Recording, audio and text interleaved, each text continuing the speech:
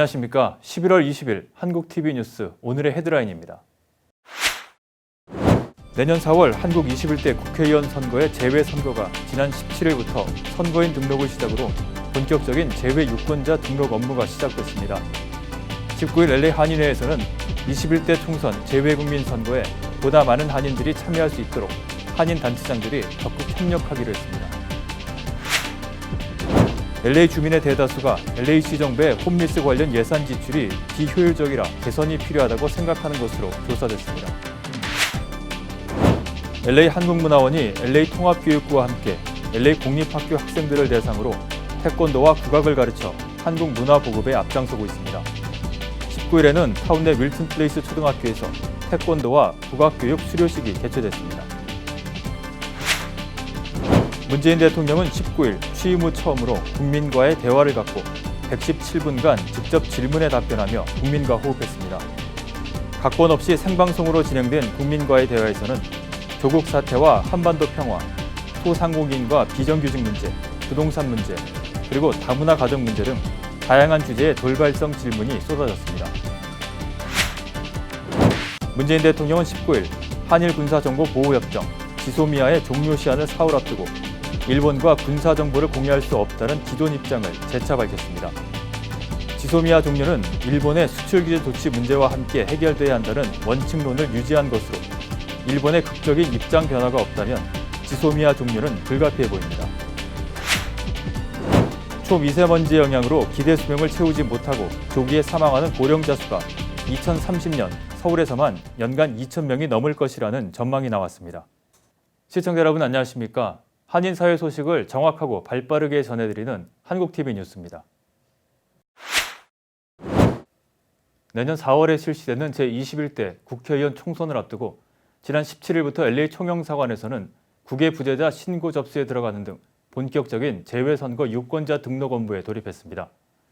LA 총영사관은 내년 2월 15일까지인 국외 부재자 신고 기간 중 공간 2층에 신고와 신청을 위한 접수 장소를 설치하고 유권자 등록을 받고 있는데요. 다가오는 총선에서 투표율을 높이기 위해서 LA 지역 한인 단체장들이 나서기로 했습니다. 이수연 기자가 보도합니다. LA 총영사를 비롯한 노인회, 의료협회, 남가주 육군동지회, 한인축제재단 등 약 30여 명의 한인 단체장들이 19일 LA 한인회관에 모여 내년 4월 1일부터 16일까지 실시되는 제21대 국회의원 재외국민 선거를 앞두고 각 단체가 한인들의 투표율을 높일 수 있는 지원 방안에 대해 논의했습니다. 지난 20대 국회의원 선거 당시 전국적으로 3만 7천여 명이 재외선거인 등록을 마쳤지만 이 중 13,000여 명만이 투표를 완료했으며 LA에서는 유권자 등록을 마친 7천여 명 중 약 2,500여 명만이 투표를 완료한 바 있습니다.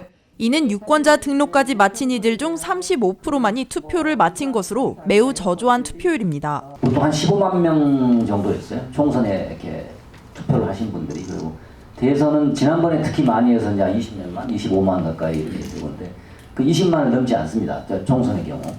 그래서 유효 특권 투표자 수의 10분의 1, 10%도 채 안 됩니다. 보통 7%, 8% 이러는데.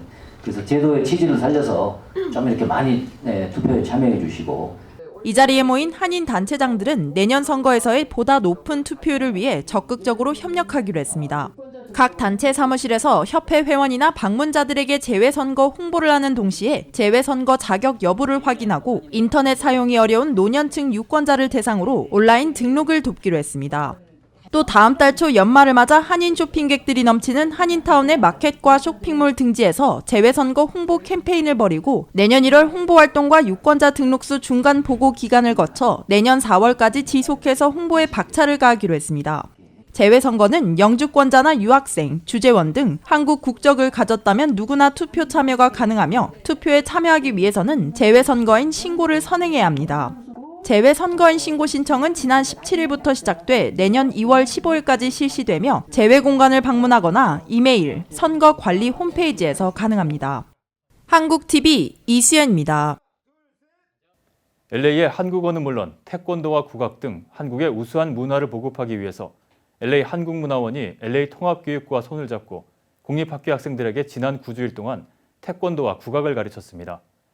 19일에는 타운에 있는 윌튼 플레이스 초등학교에서 태권도와 국악 교육을 받은 학생들의 수료식이 열렸는데요. 남궁솔 기자가 현장을 다녀왔습니다. 19일 타운 내 윌튼 플레이스 초등학교에서 2019년 LA 공립학교 태권도와 국악교육 수료식이 개최되었습니다. LA 한국문화원은 로스앤젤레스 통합교육부 소속의 비욘드 더벨과 함께 9월 16일부터 9주간 LA 공립학교에서 태권도 교육 및 국악교육 프로그램을 실시했으며 각 프로그램의 수료식을 지난 18일부터 학교별로 개최해 오고 있습니다. 저희가 이렇게 한국 문화를 다른 부모님들, 다른 학생들한테 이렇게 보여주게 돼서 참 영광이고 우리나라의 문화를 이렇게 소개하는데 굉장히 좀 이렇게 프라우드하고 뿌듯하고. 이날 윌튼 플레이스 초등학교에서 열린 수료식은 두 번째 수료식으로 많은 학생들과 학부모가 모여 그동안 배운 것을 선보이고 격려의 박수를 받았습니다. 태권도 수료식에서 학생들은 품새와 격파, 발차기 등 그동안 갈고 닦은 실력을 유감없이 발휘했습니다. LA 한국문화원은 2010년부터 진행된 태권도 교육 프로그램에 참가하는 학교에 태권도 사범과 태권도 도복 등 다양한 태권도 용품을 지원하고 있습니다. 태권도 수료식과 함께 진행된 국악교육 수료식에서는 학생들이 장구, 꽹과리, 징 등을 연주하고 한국말로 추임새를 넣으며 힘찬 목소리로 국악을 선보였습니다. 2012년부터 진행되고 있는 국악교육에도 LA 한국문화원 측에서 지도교사와 일부 국악기 등을 지원하고 있습니다. 무엇보다도 요즘 많은 학교에서 이중 언어가 좀 더 활성화되어 있고 또 한국에 대한 관심이 많이 높아짐에 따라서 한국에 대한 전통 문화를 각 학교에 보급하고자 그 문화에 한국의 전통 문화를 심고자 이 프로그램을 진행하고 있습니다. 한국TV 남궁솔입니다. LA 주민의 대다수가 LA시 정부의 홈리스 관련 예산 지출이 비효율적이며 개선이 필요하다고 생각하는 것으로 조사됐습니다.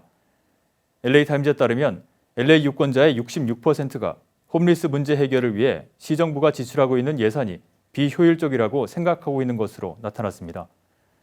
워싱턴 소재 하트 리서치가 LA 유권자 900명을 대상으로 조사한 결과 유권자 대다수는 시정부의 비효율적인 홈리스 예산 지출에 불만을 갖고 있는 것으로 조사됐습니다.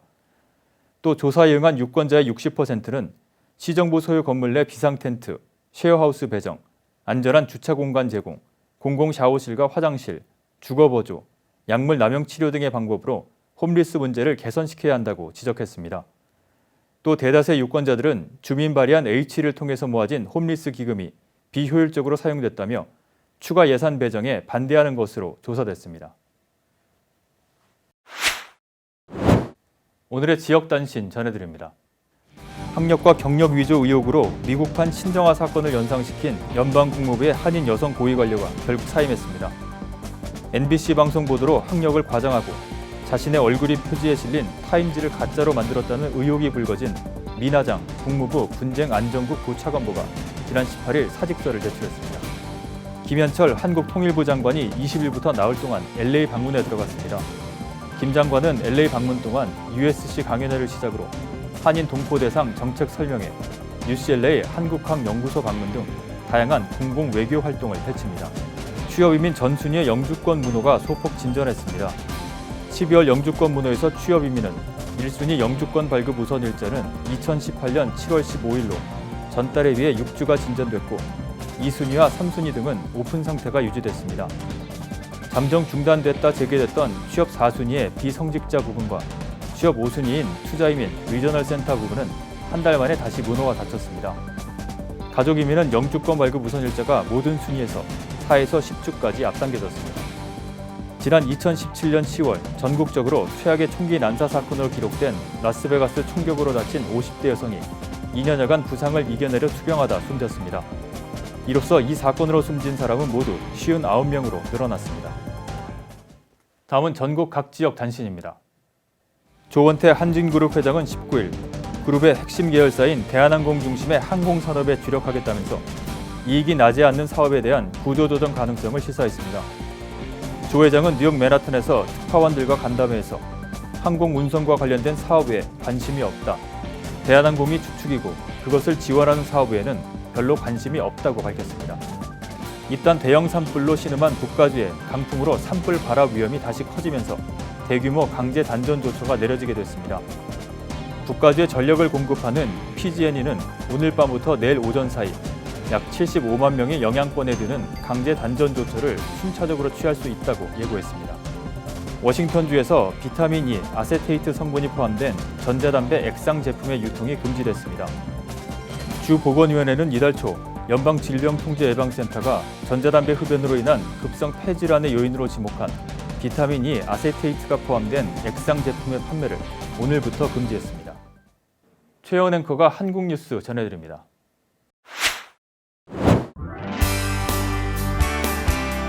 한국 내 이슈들 만나보도록 하겠습니다. 먼저 첫 번째 뉴스입니다. 문재인 대통령이 한일 군사 정보 보호 협정 지소미아의 종료 시한을 사흘 앞둔 시점에 일본과 군사 정보를 공유할 수 없다는 기존 입장을 재차 밝혔습니다. 지소미아 종료는 일본의 수출 규제 조치 문제와 함께 해결돼야 한다는 원칙론을 유지한 것으로 일본의 극적인 입장 변화가 없다면 지소미아 종료는 불가피해 보입니다. 문 대통령은 현지 시간으로 19일 오후 서울 상암동 MBC 사옥에서 열린 국민이 묻는다 2019 국민과의 대화 행사에서 지소미아 종료에 대한 질문에 지소미아 종료 문제는 일본이 원인을 제공한 것이라고 답했습니다. 이어 일본이 수출 통제를 하면서 한국을 안보상으로 신뢰할 수가 없기 때문이라는 이유를 들었다며 안보상으로 신뢰할 수 없다고 하면서 군사 정보는 공유하자고 한다면 모순되는 태도이지 않겠나라고 지적했습니다. 지소미아 유지를 위해선 일본의 수출 규제 해결이 우선이라는 원칙을 재확인한 겁니다. 이에 따라 지소미아는 일본 정부가 대한국 수출 규제라는 입장을 바꾸지 않는 한 효력을 잃을 가능성이 큽니다. 실제로 일본 내에서 특별한 기류 변화는 감지되고 있지 않습니다. 일본 정부에서는 수출 규제와 지소미아는 다른 차원의 문제라며 한국 정부의 수출 규제 철회 요구에 부정적인 입장들이 표출되는 상황입니다. 다만 문 대통령은 마지막 순간까지 지소미아 종료라는 사태를 피할 수 있다면 일본과 함께 노력해 나가겠다고 밝혀 반전의 여지를 완전히 닫지는 않았습니다. 문 대통령이 지소미아 종료에 대한 입장을 밝히면서 한미일 안보 협력의 중요성을 강조한 점도 눈에 띄는 대목입니다. 문 대통령은 우리로선 안보에서 한미 동맹이 핵심이지만 한미일 간의 안보 협력도 매우 중요하다며 우리는 최대한 일본과도 안보상으로 협력하고자 한다고 밝혔습니다. 이어 만약 지소미아가 종료되는 한이 있더라도 우리는 일본과 안보상의 협력은 해나갈 것이라고 덧붙였습니다. 문재인 한국 대통령이 현지 시간으로 19일 오후 국민이 묻는다 2019 국민과의 대화 행사에 참석해 민생 현안에 대한 국민의 질문에 직접 답했습니다. 집권 후반기에 들어선 만큼 국민과의 정책 대화를 통해 대국민 소통 행보에 박차를 가하고자 하는 것으로 풀이됩니다. 국민과의 대화는 이날 오후 8시부터 MC 겸 가수 배철수 씨의 사회로 MBC에서 생방송으로 진행됐습니다. 1만 6천여 명의 신청자 중 53대 1의 경쟁률을 뚫고 뽑힌 패널들은 타운홀 미팅 형식으로 문 대통령을 가운데 두고 원형 계단식으로 둘러앉아 열띤 질문을 쏟아냈습니다. 각본 없이 생방송으로 진행된 만큼 조국 사태, 한반도 평화, 소상공인 비정규직 문제, 부동산 문제 등 다양한 주제의 질문이 이어졌습니다. 우선 조국 사태와 관련해 문재인 대통령은 그분을 장관으로 지명한 그 취지와 상관없이 결과적으로 많은 국민에게 갈등을 주고 분열하게 만든 점에 대해 정말 송구스럽다고 말씀을 드리고 다시 한번 사과 말씀을 드린다고 밝혔습니다. 그러면서 지금 검찰개혁은 쉽게 오지 않는 좋은 기회를 맞이했다고 생각한다며 개혁은 국회와 협력하며 앞으로 법무부를 통해 강력히 지속해 나갈 것이라고 강조했습니다. 한반도 평화와 관련해서는 제3차 북미 정상회담이 이루어진다면 반드시 성과가 있으리라고 본다며 그러면 남북관계도 훨씬 더 여지가 생겨날 것이라고 언급했습니다. 이어 북미 간 양쪽이 모두 공언했던 바대로 연내 실무 협상을 거쳐서 정상회담을 하려는 시도와 노력들이 지금 행해지고 있다고 생각한다고 말했습니다. 또 한국 국민들의 큰 관심사안인 부동산 문제에 대해 현재 방법으로 부동산 가격을 잡지 못하면 보다 강력한 여러 방안을 계속 강구해서라도 반드시 잡겠다고 밝혔습니다. 특히 부동산 가격을 잡는 데 대해 우리 정부에서는 자신 있다고 장담하고 싶다고 말하기도 했습니다. 한편 이번 행사는 대통령이 국민과 직접 소통하는 모습이 인상적이었다는 평가와 함께 진행이 다소 산만하고 질문도 중구난방이어서 아쉬웠다는 지적을 받고 있습니다. 초미세먼지로 인해 기대 수명을 채우지 못하고 조기에 사망하는 고령자 수가 2030년 서울에서만 연간 2,000명이 넘을 것이라는 전망이 제기됐습니다. 서울연구원 고령화와 초미세먼지 건강 영향 정책 보고서에 따르면 세계보건기구 권고 기준을 초과하는 초미세먼지 영향으로 일찍 사망하는 만 65세 이상 고령자 수는 2030년 연간 2,133명에 이르게 됩니다. 지난 2015년 연간 1,162명에서 83.6% 늘어난 수치입니다. 이러한 수치는 국민건강보험공단 표본, 코호트 데이터 자료를 바탕으로 서울시의 초미세먼지 농도가 2015년 수준을 유지한다고 가정해 추정한 결과입니다. 지난 2015년 서울시 초미세먼지 연평균 농도는 WHO 권고 기준을 2배 넘게 초과했습니다. 이런 추세라면 서울시 고령자가 환경성 질환으로 사망할 위험은 13.9% 늘어난다는 분석입니다. 특히 남성, 저소득자, 고령자의 사망 위험이 대폭 증가하는 것으로 나타났습니다. 질환별로는 허혈성 심장질환과 뇌혈관 질환으로 인한 사망 위험이 높은 것으로 드러났습니다. 때문에 서울시가 초미세먼지로부터 고령자를 실질적으로 보호하는 대책을 마련할 필요가 있다는 지적입니다. 고령자는 환경 오염에 상대적으로 더 취약해 초미세먼지 영향이 더욱 커질 것으로 전망되기 때문입니다. 네, 오늘 저희가 준비한 소식은 여기까지입니다. 오늘의 증권가 날씨 그리고 항공기 출도착 정보 알려드립니다.